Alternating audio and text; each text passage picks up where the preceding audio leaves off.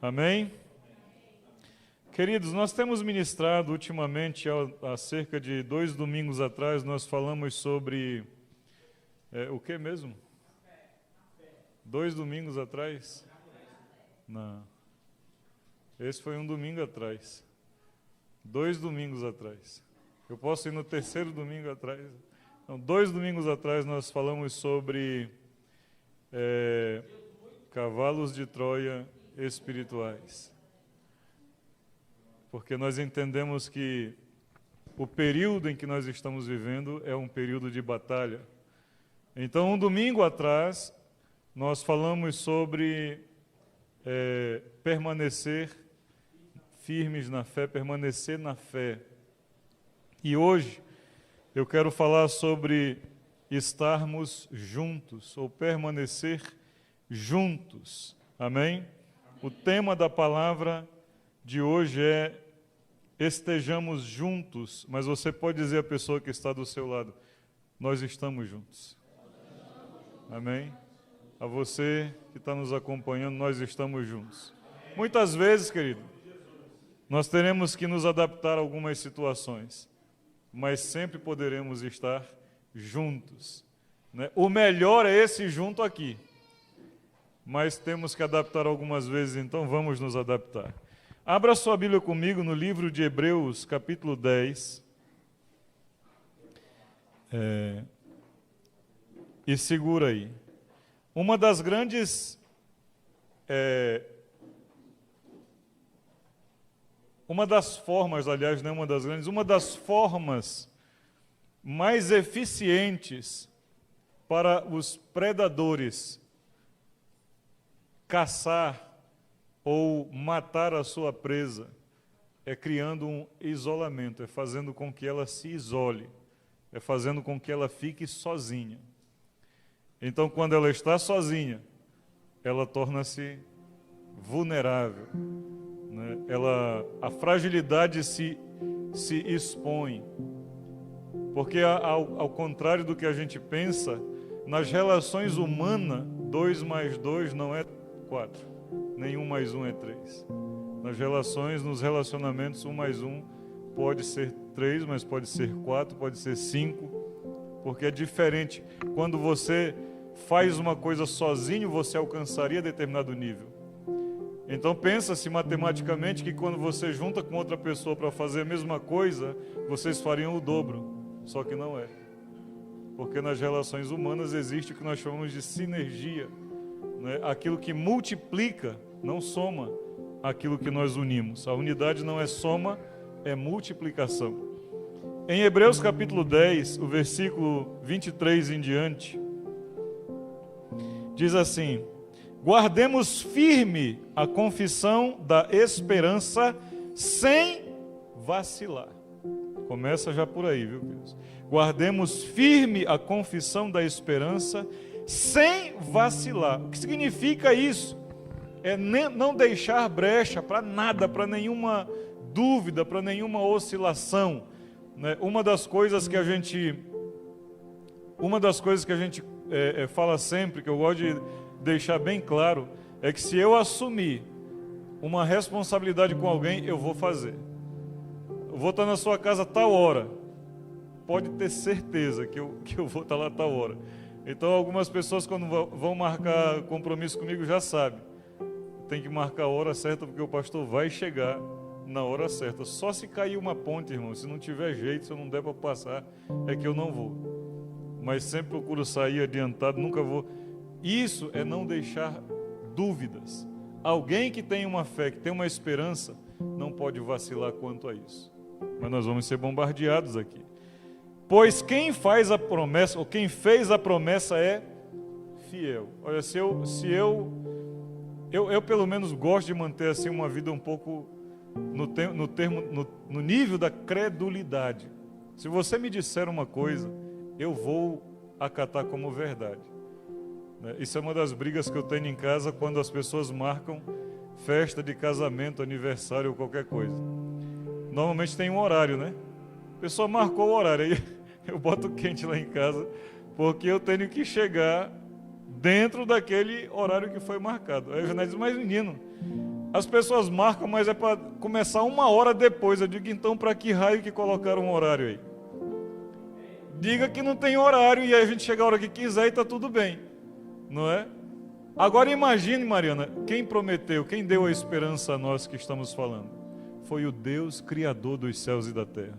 Será que nós devemos ter alguma dúvida quanto às promessas de Deus? O Paulo está dando uma chamada aqui e eu penso, aliás, Paulo não, né? O autor de Hebreus. Eu, apesar de que eu estou na turma dos que creem que Paulo foi quem escreveu, nós não temos um autor, um escritor definido. Então ele continua no 24. Consideremo-nos, eu quero que você preste muita atenção sobre essas conjugações, porque elas estão sempre no plural, né? A primeira diz, guardemos firme, guardemos está falando de mais de um, não é? Consideremos, ou consideremo-nos, também está falando de mais de um. Então dá-se a entender que o texto está falando para uma coletividade, não para um indivíduo. Muito embora há uma lição a ser aprendida por cada indivíduo, a orientação é para o coletivo. Consideremo-nos também uns aos outros, para nos estimularmos, mais uma vez no plural, ao amor e às boas obras. Nós precisamos. E então, como nós somos família aqui, não tem que esconder, eu me cobro. Na última vez que falamos sobre permanecer firme na fé, eu disse que nós devíamos falar com as pessoas que têm vacilado na fé, que têm talvez sofrido alguma... Não é que você vacila na fé, mas você vai se acostumando com determinadas situações, né? E eu pude contactar com o Eric durante esse período, e o Eric disse, é verdade, pastor, eu estou um bocado longe, eu preciso voltar a congregar, não deu para vir na quinta, mas está aqui hoje, para a glória do Senhor Jesus. Porque eu não quero dizer apenas numa reunião que ele faz falta para mim. Eu preciso que isso seja prático, né? E eu preciso saber, como qualquer outra pessoa aqui, quando falta Zé ou qualquer outra pessoa, a Ivete, Cícero, que faltou esses dias, estou sentindo falta da Dona Vera agora aqui. E nós precisamos ter esse entendimento. Eu preciso considerar o outro. Eu preciso ter algum afeto ao outro, né? Eu preciso ter algum carinho pelo outro. Porque muitas vezes a situação que a gente está vivendo vai nos deixando meio retraído. E aí nós entramos naquela ilógica do mundo, do presente século, que a mesma distância daqui para lá é de lá para cá, não é? Então por que a pessoa também não me liga? Então por que a pessoa também não me procura? E aí nós entramos nessa ilógica mundana, que não é de Deus. A lógica de Deus é essa: consideremo-nos uns aos outros. Então se não houve de lá para cá, vai ter daqui para lá, em nome de Jesus. E se não responder, eu falo de novo. E se não responder, eu vou atrás, pessoalmente. Vou passar um dia na cabine do caminhão contigo, eu quero ver se tu não vem para cá. E eu faço mesmo. Então nós vamos de considerar, de ter esse desejo de, olha a palavra, estimularmos. E nós falamos no domingo passado, né? Inclusive eu tinha uma imagem que eu queria transmitir no domingo passado e não pude, vou fazê-lo hoje. De algumas culturas onde a pessoa, ao cometer algum deslize, ao cometer algum erro, ela é colocada numa roda. Isso, obviamente, os nossos dias já se acabaram para isso, né? Nem nas nossas famílias mais está conseguindo fazer as nossas rodas para conversar, para ouvir um ao outro. Mas nessas culturas eles fazem isso. Pega o cara que errou, coloca lá no meio e diz, olha, nós vimos que você fez uma coisa errada, mas eu queria te lembrar hoje que tal dia você fez isso foi uma coisa muito boa. E aí cada pessoa que está naquela roda começa a lembrar que eu também me lembro que tal dia, numa determinada situação, você também fez isso, e começa a mostrar para a pessoa que o mal que ela fez não pode destruir o sentimento dela em relação à comunidade que ela vive, a crença, a cultura. E eu fiquei pensando, coisa maravilhosa, por que crente não é assim, hein? Por que crente, quando um erra, a gente, em vez de dar a mão, mete o pé? Hein? Ao invés de puxar, não, a gente faz, vai para lá. Porque errou. Porque fez alguma coisa. A gente precisa de ter essa consciência de estimular, de chamar para perto. Porque ao estarmos juntos, nós somos fortes. Se nós estivermos juntos, nós somos fortes. Se nós ficarmos isolados, nós podemos não ser fortes, não ser fracos, mas enfraqueceremos.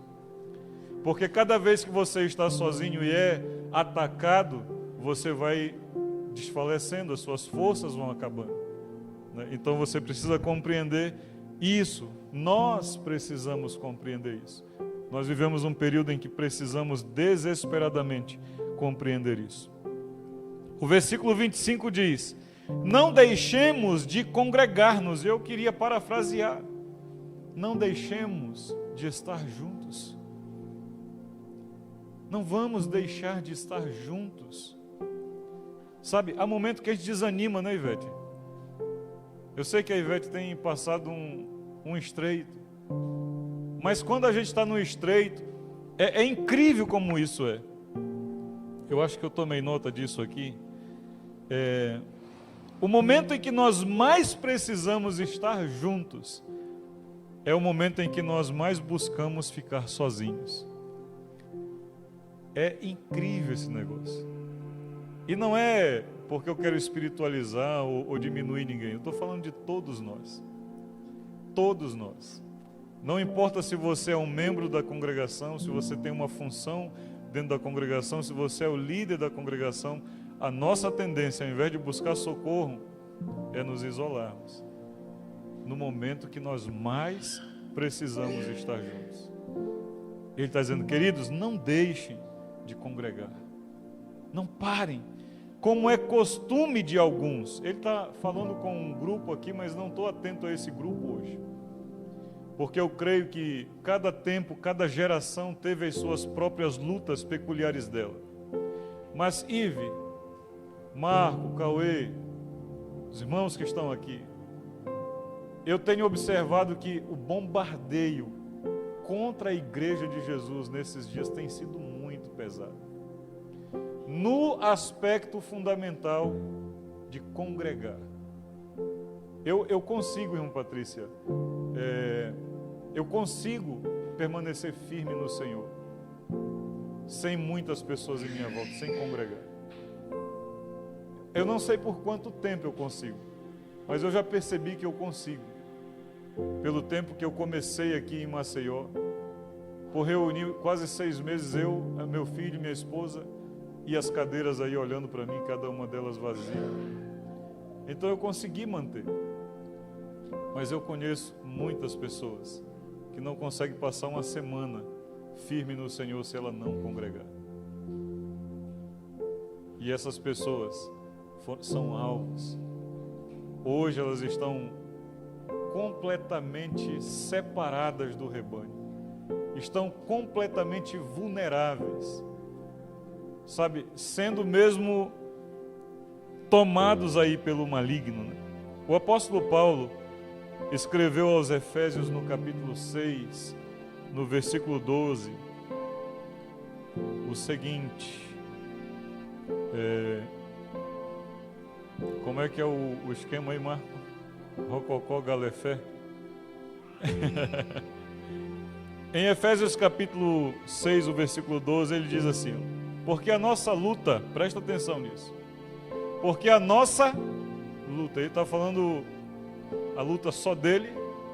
Não, de todos nós temos lutas, todos nós enfrentamos uma guerra todos os dias, basta amanhecer o dia, nós já estamos aí tomando consciência disso. Então ele diz, a nossa luta não é contra sangue e carne, e sim contra principados e potestades. Eu não quero destacar aqui, queridos, espiritualizar que há essa guerra no mundo espiritual, mas 2 coisas eu quero que você entenda aqui. Existe uma guerra. existe uma luta sendo travada. Primeira coisa, Klaus, existe uma guerra sendo travada. Invisível, mas é real. Porque ela não é travada no nível físico, eu não posso ver. Mas ela existe. Antigamente, os melhores guerreiros eram chamados como homens invisíveis. Na antiguidade, antes de Cristo, nos tempos medievais, os melhores guerreiros, os melhores combatentes, os caras que recebiam os maiores prêmios, eles tinham a capacidade de se tornarem invisíveis para uma batalha. Ele desaparecia literalmente? Não. Mas ele sabia se posicionar, ele sabia se colocar na guerra de tal maneira que o inimigo não conseguia vê-lo. E quando conseguia vê-lo, já era tarde demais. Ele já estava dando o bote, já estava desarmando o inimigo, já estava vencendo. Esses conceitos vão mudando. Mas o que Paulo está falando aqui é exatamente isso. Nós estamos em guerra. Não é uma guerra que você possa ver, porque ela não é contra sangue e não é contra carne. Ela é contra principados e potestades, contra dominadores nas regiões espirituais. Então nós não podemos ver. Por isso eu falei há 2 domingos atrás do cavalo de Troia. Cavalos de Troia espirituais são aqueles que são inimigos invisíveis. E quando você percebe, muitas vezes já está muito tarde. E às vezes você não percebeu o que estava acontecendo à sua volta. Então, 2 coisas, entenda. Nós estamos em guerra. É pior do que a geração passada? Não sei. É inferior ao que vai enfrentar a geração futura? Não sei. Eu só sei que nós agora, nesse momento, da nossa geração, estamos encarando uma guerra. Estamos encarando uma batalha tremenda. E por causa que somos afrontados por inimigos invisíveis. Você já viu aquela coisa do cara que chega no outro e dá um tapinha de um lado e vai pelo outro? Aí a pessoa olha, cadê? Aí esses dias eu vi uma pegadinha dessa, um pouco pesada, porque mexia com uma moça.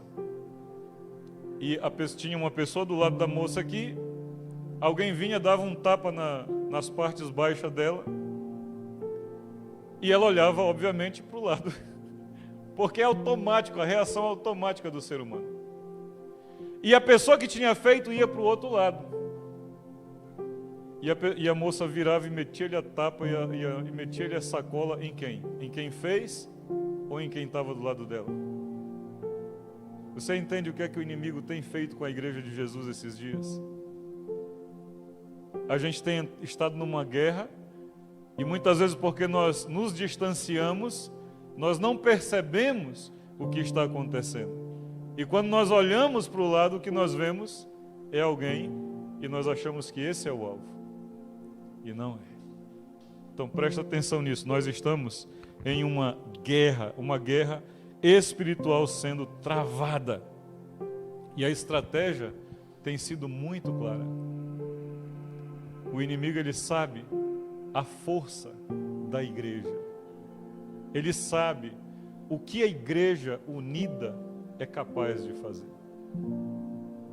Então ele entra com a estratégia de guerra.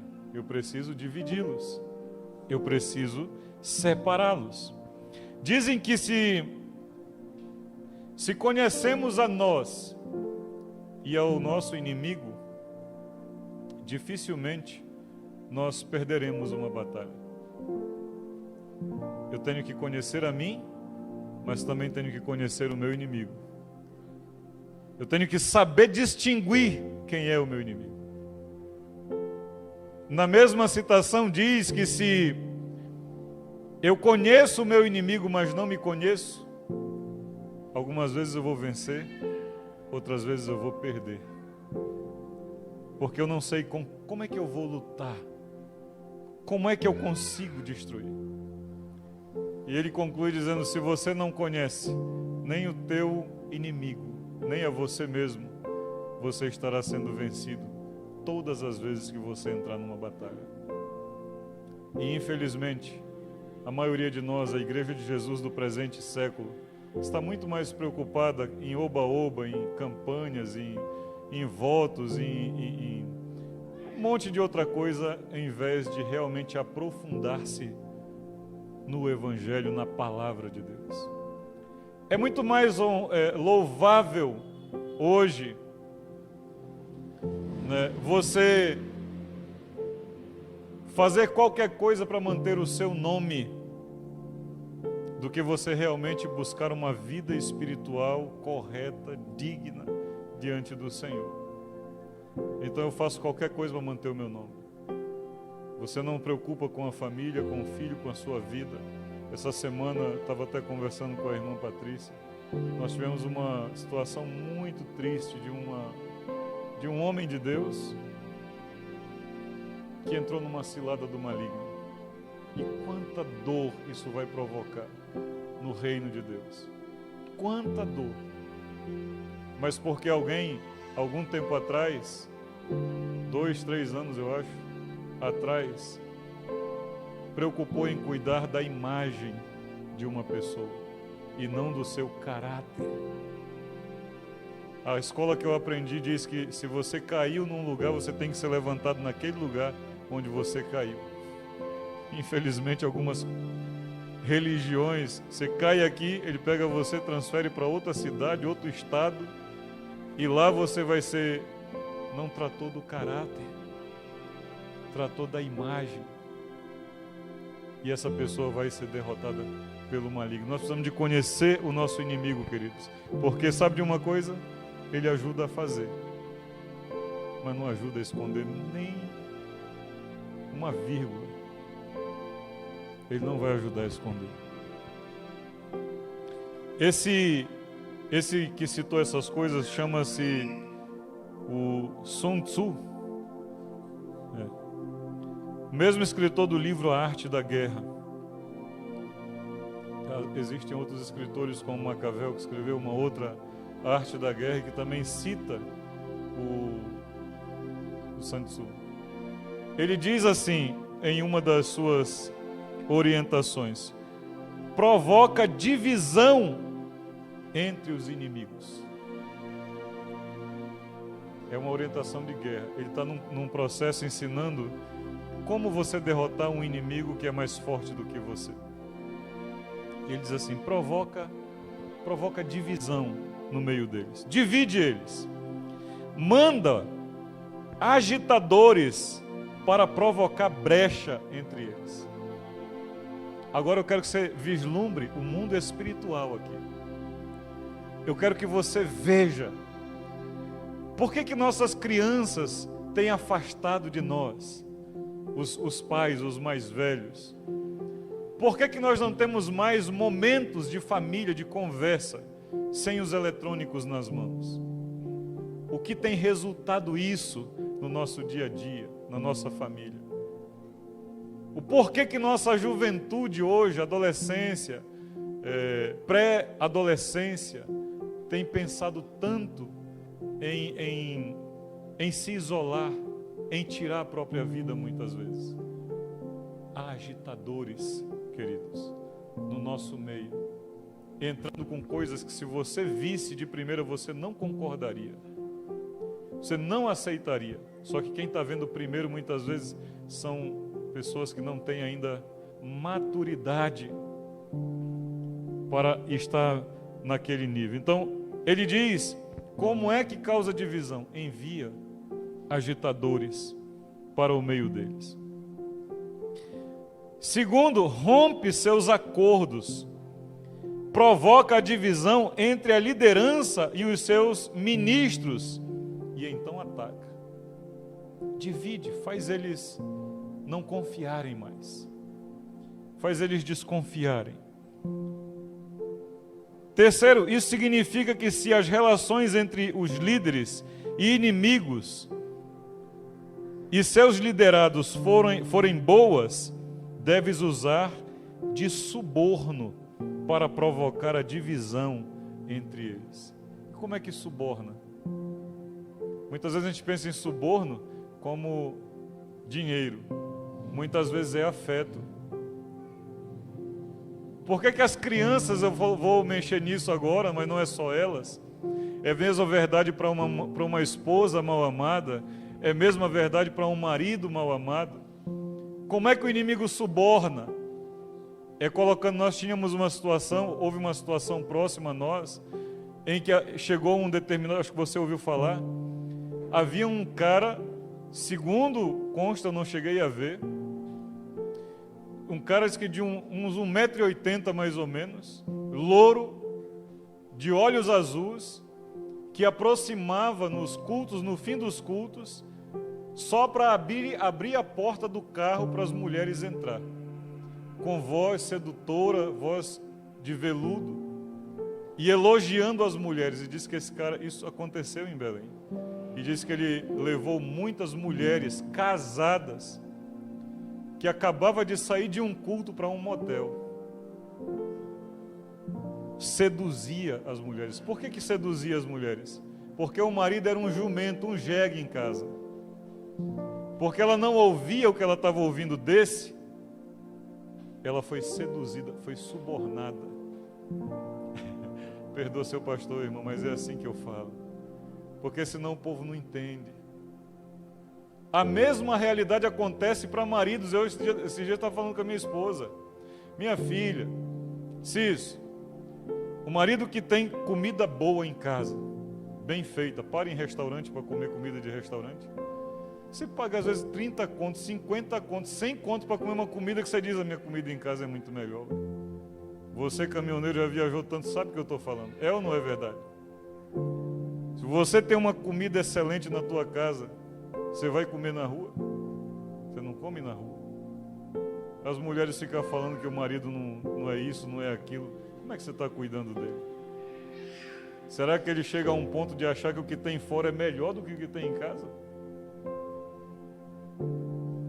São os subornos, as seduções. Nós estamos em guerra, querido. A gente não pode brincar não, nós estamos em guerra. Nós temos que estar alerta e estarmos juntos. A pessoa chega em casa, viu uma piada esses dias que encaixa tão bem nisso. A mulher chega para o médico e diz que todo dia que o marido chega em casa, ela apanha do marido.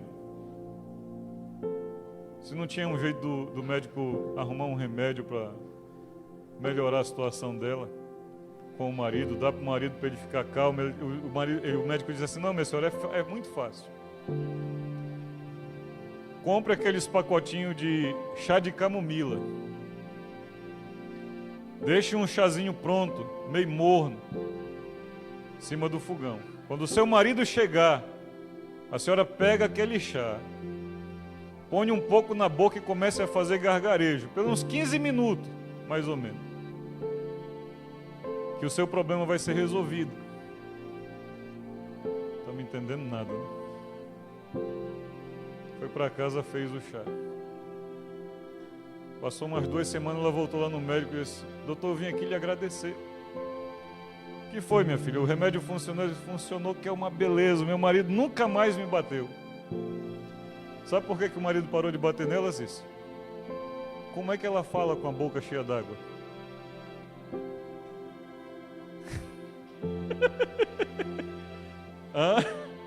Como é que ela fala com a boca cheia de chá? O marido nunca mais encostou a mão nela.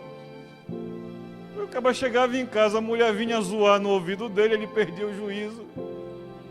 Óbvio que eu não estou fazendo apologia à violência doméstica, a machismo. Eu só estou querendo dizer que muitas vezes você tem que ter um outro trato. Agradecer ao marido que estava na rua, chegou cansado do trabalho, arrumar uma coisinha. Problemas existem, querido, mas tem hora para dizer. É a lição de hoje do mar. Tem coisa que você tem que esperar a hora para dizer, não é qualquer hora. Para que você... Isso são os subornos, são os inimigos invisíveis que nós estamos lutando e que a gente não entende o porquê que eu estou vivendo essa situação. Precisamos refletir, ter sabedoria. Amém, queridos? Outro ponto que eu já me perdi em qual número. Se fores mesquinho, seja generoso. Aliás, se o teu inimigo for mesquinho, seja generoso com o teu inimigo, com os subalternos. Analisa como é que eles tratam as pessoas. E é isso que Satanás faz, isso, com nossos filhos. A gente não elogia os nossos filhos, nós não aprendemos isso. A nossa escola era do pega enxada, o teçado e vai trabalhar. Quando não vinha acompanhado de um vagabundo para fechar a frase, né? Aí a gente não elogia o filho, ele vai para o jogo, para o game lá, Pedrão.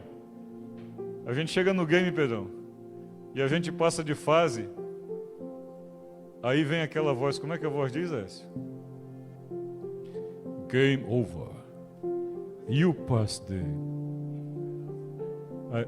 Game over quando perde. You win. Você é o melhor. You are the best. You are great. No one is like you. You are the best. Ninguém sabe falar em inglês na maioria da sociedade brasileira, mas os meninos entendem tudo que eu estou dizendo. You are the best. Duvido vocês não sentir o coraçãozinho deles bater quando eles ouvem isso. Mas o pai chama ele de mulambo, de coisa ruim, você não faz nada certo. A miséria do game está elogiando e os pais estão xingando. Aí ele chega para mim às vezes, o pastor, não entendo por que meu filho não quer conversar comigo, não me respeita mais. Mas se você não sabe dizer uma coisa boa para ele. E quando ele vai para a porcaria do jogo, que muitas vezes está ensinando um monte de coisa que não presta, ele só elogia o teu filho. As seduções, como é que eles tratam? Se eles são mesquinhos, trata de generosidade, trata com generosidade. Se eles forem enérgico demais, bruto demais, seja brando, fale com doçura, não é? Desse modo, seus líderes e liderados suspeitarão um do outro e poderás provocar a divisão entre eles. A guerra que nós estamos vivendo, não pensa que é acaso, Zé. Negócio de doença, Covid, as disputas políticas, vocês estão vendo o que está acontecendo. Existe um propósito: negar o Rei dos Reis e Senhor dos Senhores. Fazer com que o nome dele desapareça da face da terra, da mente das pessoas. Você hoje vai em algum lugar, você diz que é cristão, muitas vezes você é estigmatizado. Se for numa entrevista de emprego, você corre risco de perder o emprego. Você não pode falar em nome de Jesus. Existe uma razão por trás de tudo isso aí. Acabar com a fé. Agora, juntos, eles não podem. Vocês lembram os movimentos que estavam acontecendo até 2, 3 anos atrás? A nível de Brasil. Acho que o pessoal da Bola de Neve fez um negócio de samba lá em São Paulo, que foi um estádio inteiro, a coisa mais assustadora do mundo, exaltando e glorificando o nome do Senhor. Nada é por acaso. Tem que desunir esse povo, tem que separar esse povo, tem que fazer eles ficarem com medo até de... Agora eu fui ver aqui à frente a casa do vizinho aí, que a gente depois, inclusive depois do culto, quero ir ver com todos, para ser o Graça Kids lá. Aí a amarelinha ali ficou 2 passos longe de mim, porque perguntou se eu tomei vacina. Eu digo, tomei não. Tá sem máscara? Eu digo, estou sem máscara. O cabo deu 2 passos para trás, jogou a chave assim. Medo. Tem pessoas, família, que tem medo de chegar um perto do outro. Isso não é por acaso.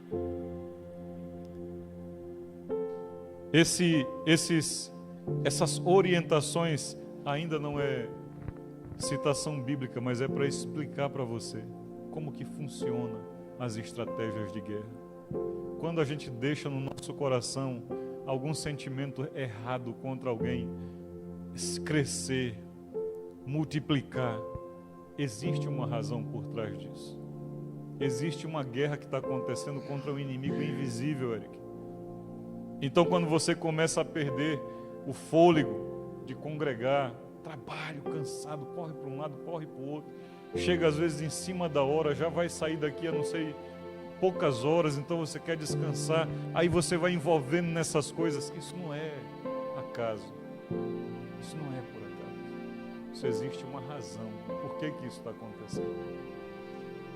Porque sabe que se você se manter fiel, se você se manter firme, veio você, veio sua mãe, vocês dois podem trazer sua irmã, seu cunhado, seu pai, seus primos, seus tios, mas se você vacilar, se você recuar, quantas vidas deixarão de ser influenciadas? Quantas? Aí eu, do alto do meu orgulho como um crente fiel, não perco uma reunião, chego 2 horas antes da reunião, tenho a capacidade de chegar aqui, dobrar o joelho e lamentar, porque o Eric não vem, porque o fulano não vem, mas não tem coragem de pegar um telefone e ligar, não tem coragem de ir lá ver, não tem coragem de saber o que está acontecendo, dizer: meu amigo, você faz falta, cara. Não é por mim, não é pelo meu ego, mas é pela tua vida e vidas que vão ser influenciadas pela tua vida. Nunca, irmã Patrícia, é só nós. Nunca é acerca de só nós. Quantas pessoas estão à nossa volta? Pessoas que você nem imagina. Há um ano atrás, mais ou menos, um amigo do Cleito, lá de Jundiá, ia cometer suicídio.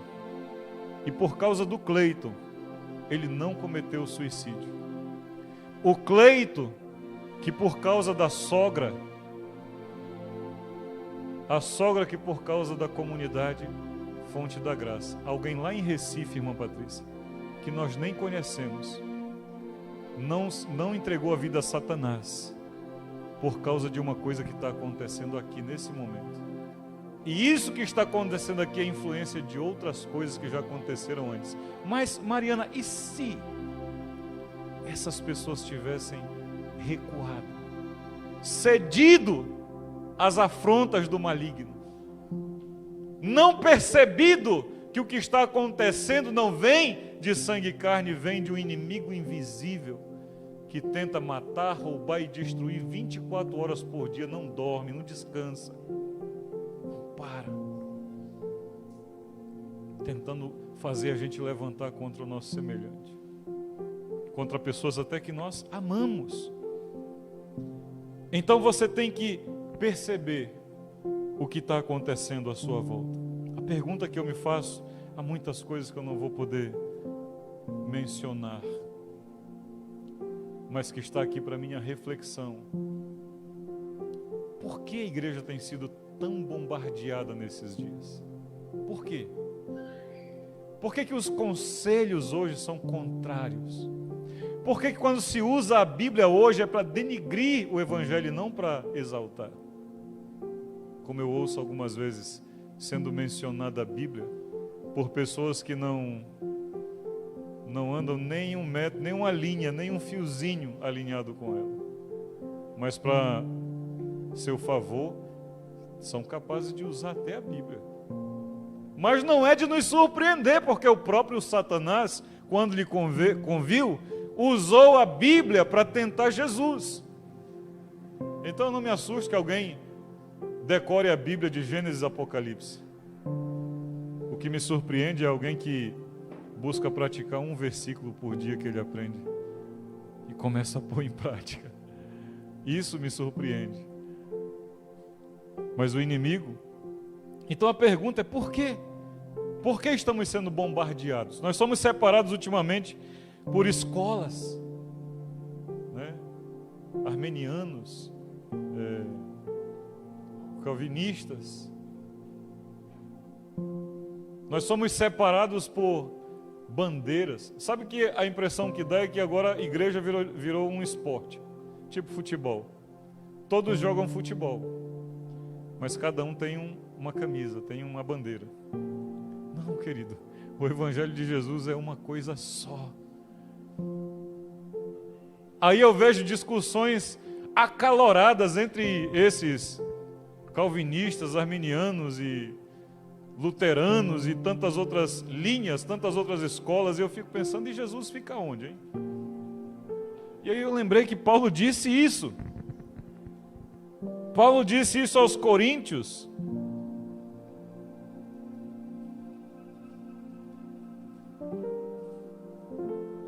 Porque o inimigo quer nos separar. Mas o salmista Davi, o salmista, rei, general e estrategista de guerra, Davi, disse no Salmo 133 que é bom que os irmãos vivam em... É bom? Não, ele disse que é bom e agradável que os irmãos vivam em unidade. Ele termina dizendo que é aí onde o Senhor ordena a vida e a bênção para sempre. Então, de quem é o interesse em nos dividir? Por que alguém quer nos separar? Para que não haja vida, para que não haja bênção, para que o Senhor não venha. E Paulo, dentro dessas discussões, essas bandeiras, essas denominações, essas placas, diante de Deus, irmãos, a placa está aí, por uma conveniência humana, mas eu não precisava dela. Eu preciso de Jesus aqui. Por isso eu me aborreci um dia, irmã Patrícia, estava lá, uma unidade de fonte da graça bem grandão. Eu olhando disse, Marco, está errada essa placa aí. Nem o nome de Jesus não tem na placa.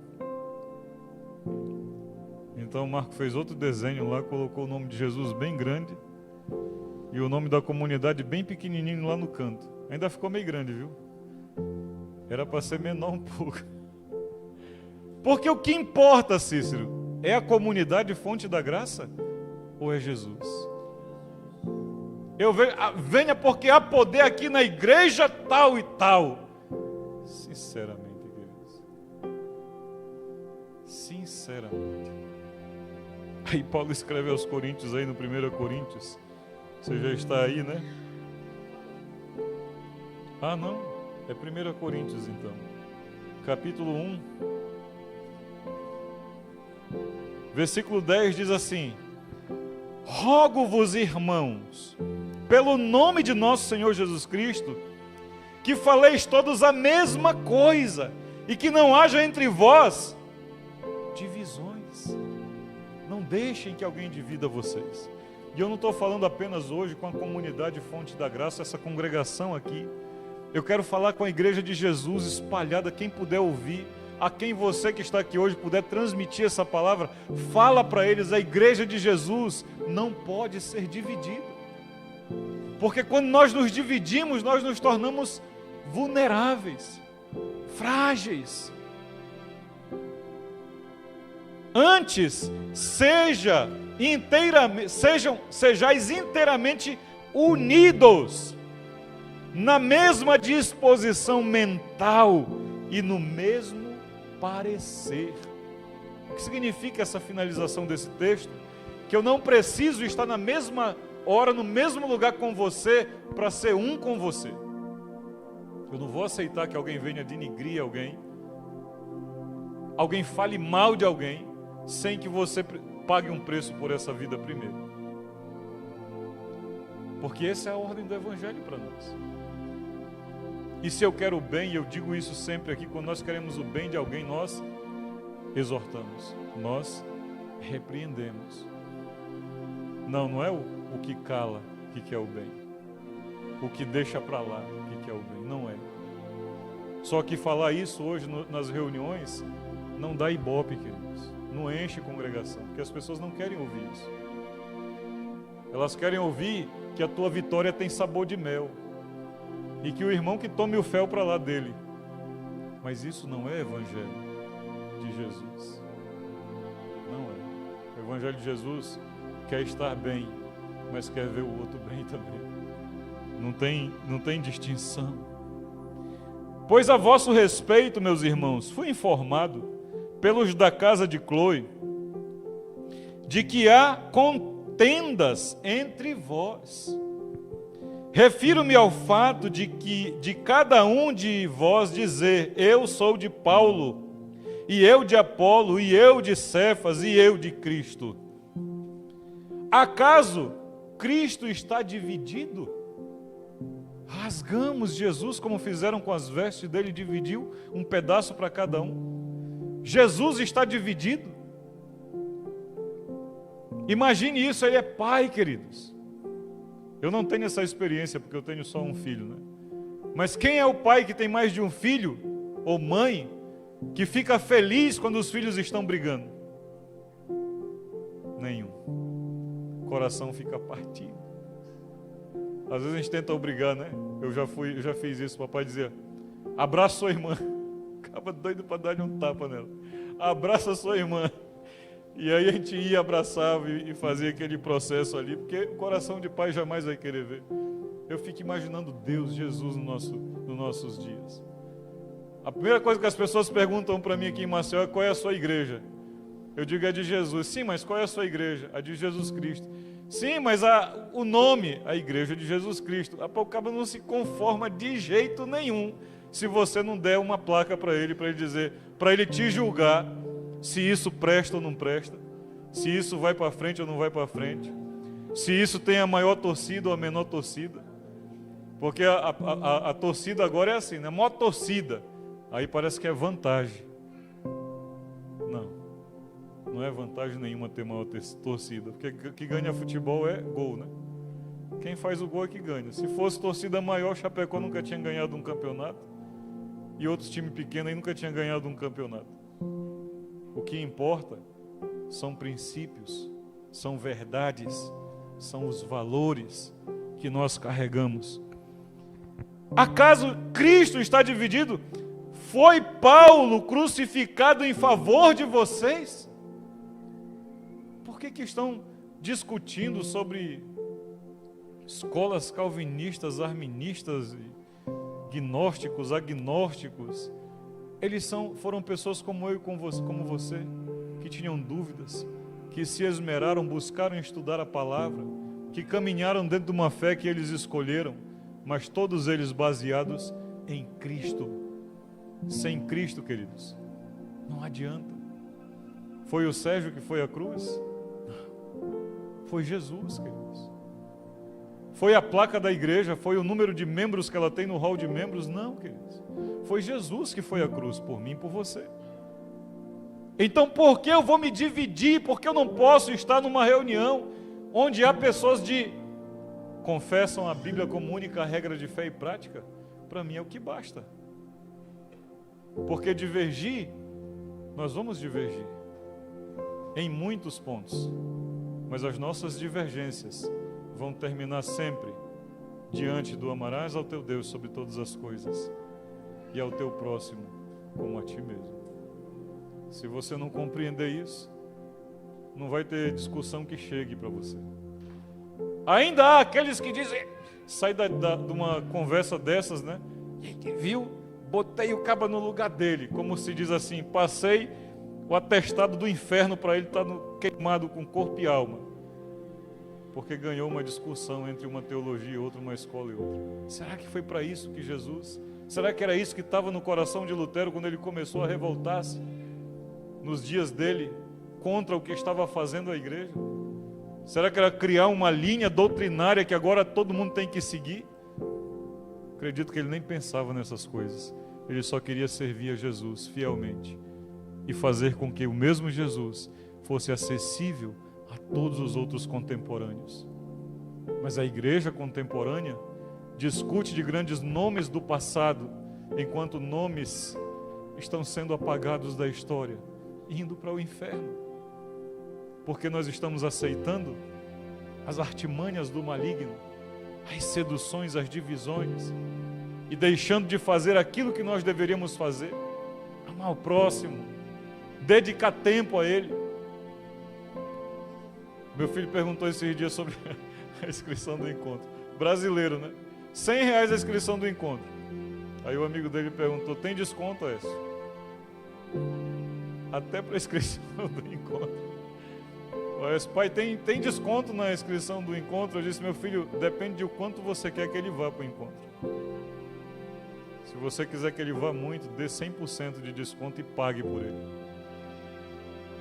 Se você acha que ele pode pagar alguma coisa, dê 50% e pague os outros 50%. Mas não deixe o inimigo vir com estratégia para roubar a oportunidade de alguém para ir ao encontro com Jesus. Não, eu vou fazer, eu faço o que for preciso. Eu tenho que fazer. E muitas vezes tem que ser essas coisas práticas mesmo, não tem jeito. Não tem jeito. Descer uma grota, ir atrás de uma pessoa onde ninguém iria. Ficar em cima. Mas a gente arrega fácil. Ah, vai não, pastor. Ih, aquilo ali, nunca. Você sabe o que é encontro com Deus? Quem sabe o que é encontro com Deus aqui? Você sabe o que é, né? As lutas, as brigas, os levantes para não acontecer. Porque a presença do Senhor é tremenda naqueles momentos aí. Porque os corações são transformados aí. E o inimigo não quer que nenhum deles alcance. Mas nós não somos de Paulo, nem de Apolo. Nós não somos de Sérgio, de Celso, de Fonte da Graça, de Assembleia, de Batista, de Adventista. Nós somos de Jesus. Aquele que morreu na cruz por nós, pagou o preço. Quem pagaria 1 centavo por mim? Ninguém, queridos. Mas Jesus deu a vida. Ele deu a vida. E em 1 João 3,16 diz que nós também devemos dar as nossas vidas. No João 3,16 diz que Ele deu a vida. Mas no 1 João 3,16 nós devemos dar. Ah, significa que eu devo morrer por alguém? Não, mas há situações que é a morte para nós fazer, né? Mas se isso for para que alguém seja ganho, então faça. Vá lavar uma louça, vá capinar um quintal de alguém, vá fazer uma lavagem de roupa. Ah, não tem dinheiro. Esses dias alguém me disse, não tem dinheiro. Eu digo, meu amigo, vá capinar um quintal, lava uma roupa, vai, sei lá, pro semáforo, faz alguma coisa. Eu não aceito isso na vida de crente, queridos. Nós podemos fazer proezas em Deus. Nós podemos. Nem que seja vender chiclete na rua. Já está a rua fechada, não? Se não tiver rua fechada, nós fechamos, não tem problema. E vende uma aguinha ali, em o nome do Senhor Jesus. O Rei dos Reis, Senhor dos Senhores é o mesmo. Nós precisamos focar nele e estarmos juntos. Não deixar que nada nos divida. Salomão, o rei Salomão, o sábio da Bíblia, escreveu em Eclesiastes capítulo 4, vai lá comigo. Depois de Provérbios, depois de Salmos, depois de Provérbios, antes de Cânticos ou Cantares em algumas Bíblias, nós encontramos Eclesiastes.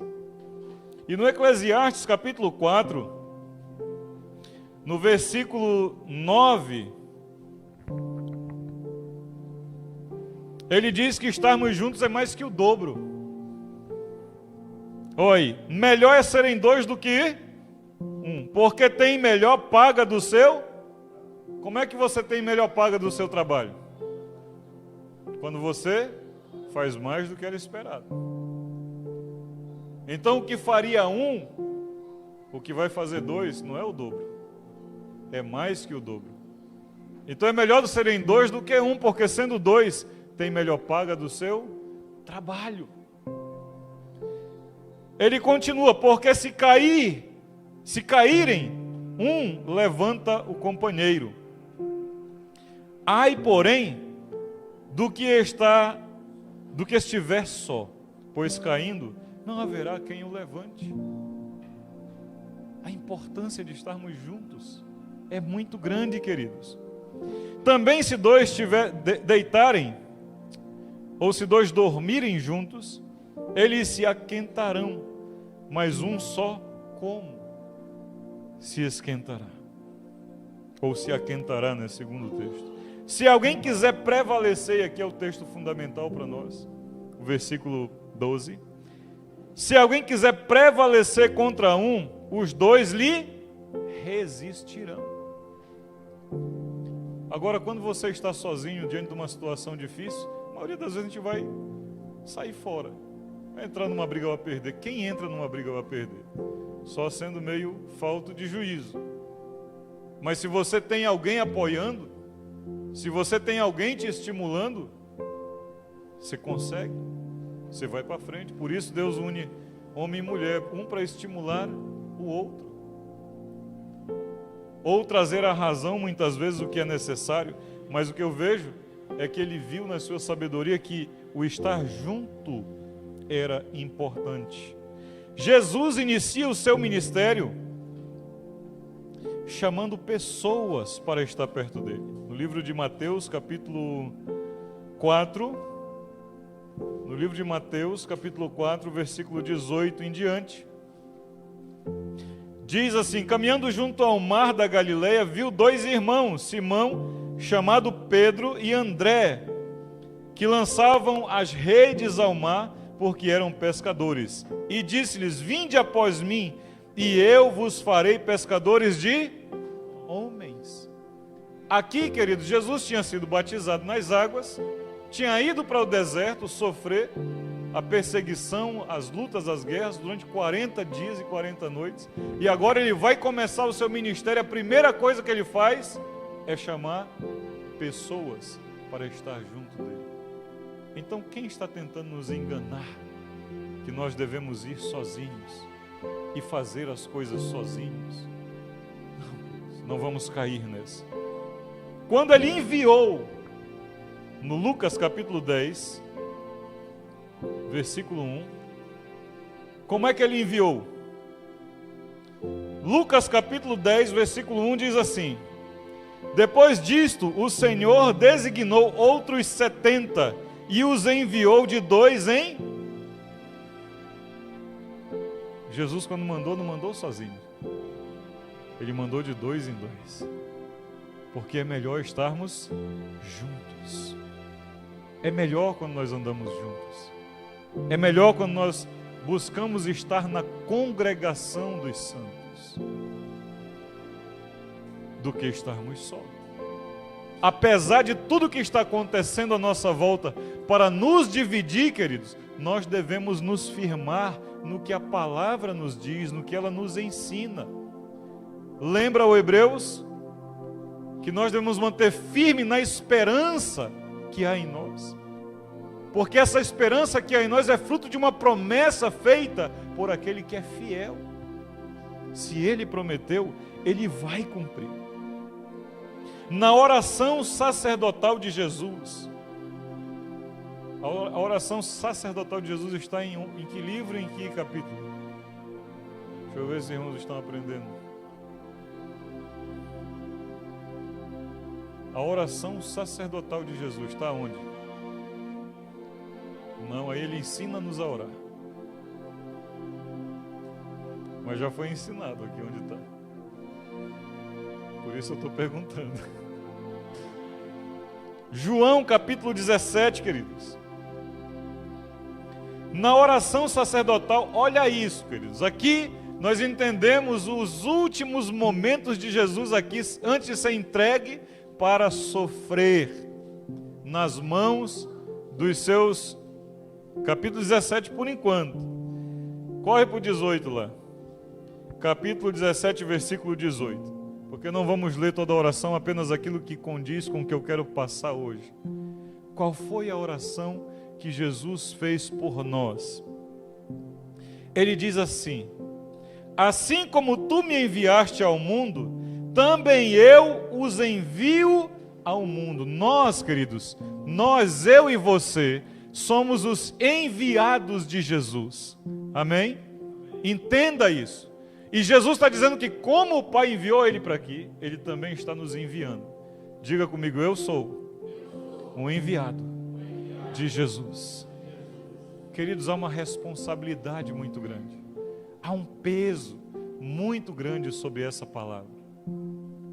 Ele, Jesus, está orando por nós. Olha o que Ele vai dizer aí: a favor deles eu me santifico a mim mesmo, para que eles também sejam santificados na verdade. O que é santificar-se, querido? é manter-se separado, é manter-se em Cristo. E Ele se santifica em favor de outros. Por isso, quando nós convocamos o jejum pelo encontro com Deus, faz parte do nosso chamado em Cristo. Porque o próprio Cristo santificou-se por nós. Nós devemos nos santificar pelos outros. Pagar preço de oração. Cada vez que você sentir fome, Cauê, é momento de orar por alguém. É momento de clamar por alguém. É o dia todinho, né, Então ora. Porque Deus quer usar a sua vida. Deus quer usar as nossas vidas. Ele diz então: não o rogo somente por estes, os discípulos ali naquele momento, mas também por aqueles que vierem a crer em mim por intermédio de sua palavra. Ou seja, orou por nós, que por causa daqueles discípulos que começaram a pregar o Evangelho, que foi passando de um para outro até chegar a nós. Imagina se eles tivessem se dividido, Marina. Imagine se eles tivessem largado mão da congregação. Imagina se por qualquer situação, queridos, eu sei que eu sempre coloco as pessoas em problema. Quem é que eu vou pôr em problema agora?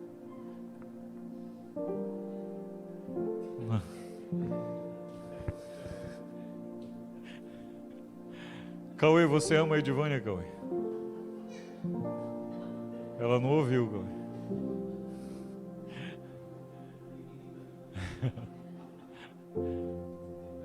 Mas vocês se aborrecem de vez em quando um com o outro. Queridos, acontece. Mesmo pessoas que se amam. O Klaus de vez em quando lhe aborrece ou aborrecia. De vez em quando o Klaus dá uma assim que... Mas meu filho já não lhe disse que não é assim. Faz, eu sei que eu sou filho também, eu também sou filho. Eu sei como é filho, meu amigo. A gente pensa que sabe tudo, não sabe de nada. Mas ama a mãe dele. Ele ama a mãe. Mas mesmo assim, de vez em quando, faz uma coisa ou outra que não era para fazer. Jesus está orando por nós, dizendo que nós somos a imagem dele, porque assim como o Pai enviou ele, assim também ele nos envia. Ele está usando o mesmo grau, então tem o mesmo peso, tem a mesma autoridade. Então quando vem alguma coisa para nos dividir, vamos lembrar que nós somos enviados de Jesus. E aí ele pede uma coisa fantástica no versículo 21. A fim de que todos sejam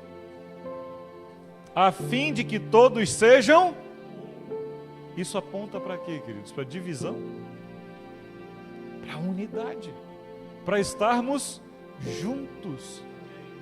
Pai, a fim de que eles estejam juntos. E como és tu, ó Pai, em mim, Deus amado. Como tu, ó Pai, és em mim e eu em ti, também sejam eles em nós, para que o mundo creia que tu... Você, uma hora, vai entender qual é o propósito da divisão que estão causando na igreja de Jesus. Mas ele está exatamente aqui. Sabe por que havia uma preocupação na igreja primitiva de estarem juntos? Ei, irmãos, não abandone a congregação. Ei, irmãos, perseverem, lutem. É difícil. Paulo disse também aos coríntios, quando foi apedrejado, que por muitas tribulações era necessário passarmos para entrar no reino de Deus. Mas não desistam, porque há um propósito quando eles nos dividem. Qual é o propósito da divisão? Para que o nome de Jesus seja desacreditado. Sabe por quê? Porque quando houver a unidade que ele orou para que houvesse no meio da igreja, o mundo vai crer que ele foi enviado do Pai. Mas como o mundo vai crer quando a igreja de hoje ainda estão feito cães e gatos?